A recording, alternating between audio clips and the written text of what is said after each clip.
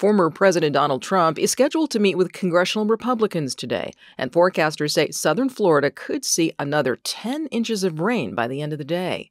Good morning. I'm Corva Coleman from NPR News, and here are today's top stories. Former President Donald Trump is scheduled to visit with congressional Republicans near Capitol Hill today.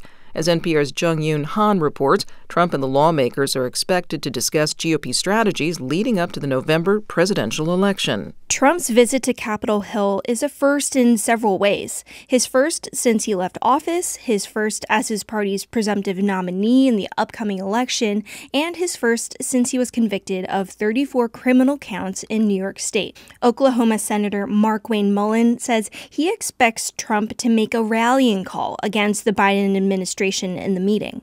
We're on the same team, and we need to go win the Super Bowl in November. But some GOP lawmakers, like Senator Susan Collins of Maine, won't attend the meeting. Well, first of all, I have a long-standing conflict, and don't really think I would add anything. Trump appears to have locked in support from most Republicans on the Hill. Jung-Yoon Han, NPR News. Forecasters say southern Florida will get heavy rain again today, as much as 10 more inches by the end of the day.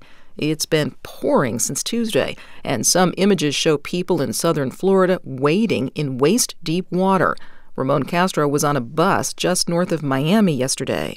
The bus driver says, I can't go any further. I've never seen anything like that where the water's coming into the bus. On Florida's Gulf Coast, they're facing the same problems. The city of Sarasota got nearly 4 inches of rain in a single hour this week. Yesterday, Florida Governor Ron DeSantis declared states of emergency in several South Florida counties.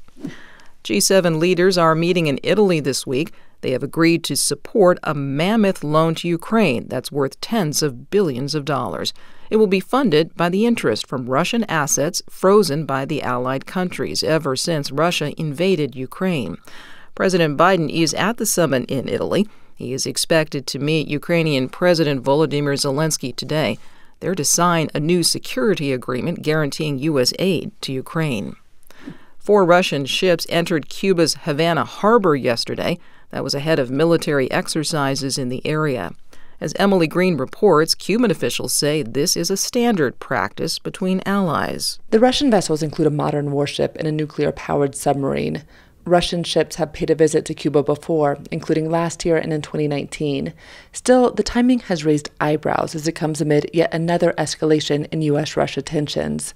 Just 2 weeks ago, President Biden gave Ukraine permission to use American weapons to strike targets in Russia. U.S. officials have downplayed concerns that the ships pose a threat to U.S. security. They say they expect the Russian ships to stay in the region throughout the summer and possibly travel to Venezuela.